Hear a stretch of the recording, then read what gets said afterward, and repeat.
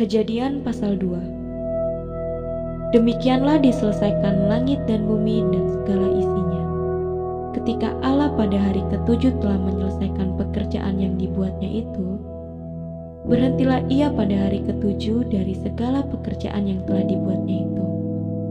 Lalu Allah memberkati hari ketujuh itu dan menguduskannya, karena pada hari itulah ia berhenti dari segala pekerjaan penciptaan yang telah dibuatnya itu. Demikianlah riwayat langit dan bumi pada waktu diciptakan, ketika Tuhan Allah menjadikan bumi dan langit. Belum ada semak apapun di bumi, belum timbul tumbuh-tumbuhan apapun di padang, sebab Tuhan Allah belum menurunkan hujan ke bumi, dan belum ada orang untuk mengusahakan tanah itu.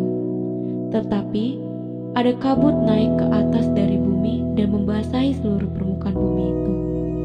Ketika itulah Tuhan Allah membentuk manusia itu dari debu tanah dan menghembuskan nafas hidup ke dalam hidupnya. Demikianlah manusia itu menjadi makhluk yang hidup. Manusia dan Taman Eden. Selanjutnya, Tuhan Allah membuat taman di Eden. Di sebelah timur, disitulah ditempatkannya manusia yang dibentuknya itu. Lalu Tuhan Allah menumbuhkan berbagai-bagai pohon dari bumi, yang menarik dan yang baik untuk dimakan buahnya, dan pohon kehidupan di tengah-tengah taman itu, serta pohon pengetahuan tentang yang baik dan yang jahat. Ada sesuatu sungai mengalir dari Eden untuk membasahi taman itu. Dan dari situ, sungai itu terbagi menjadi 4 cabang. Yang pertama, namanya Pison, yakni yang mengalir mengelilingi seluruh tanah Hawilah, tempat emas ada.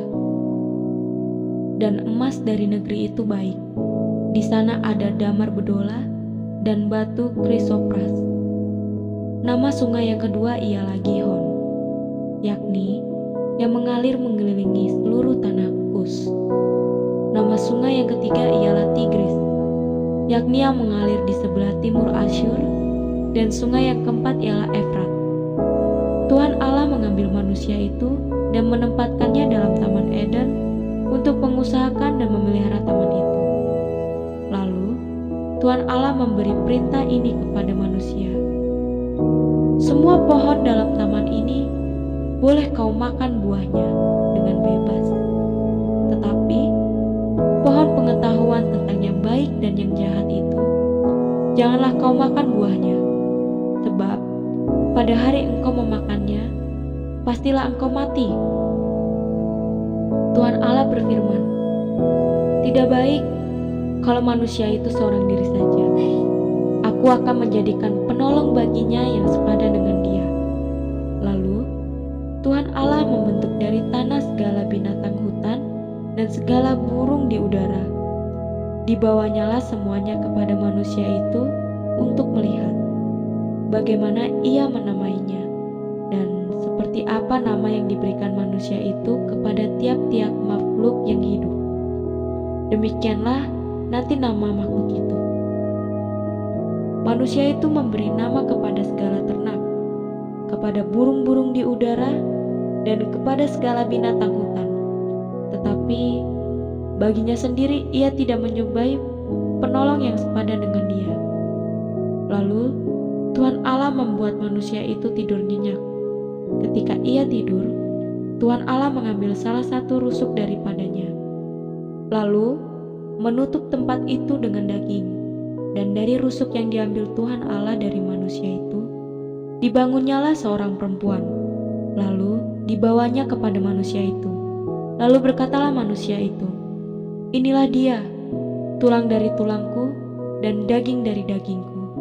Ia akan dinamai perempuan, sebab ia diambil dari laki-laki. Sebab itu seorang laki-laki akan meninggalkan ayahnya dan ibunya dan bersatu dengan istrinya, sehingga keduanya menjadi satu daging. Mereka keduanya telanjang, manusia dan istrinya itu, tetapi mereka tidak merasa malu.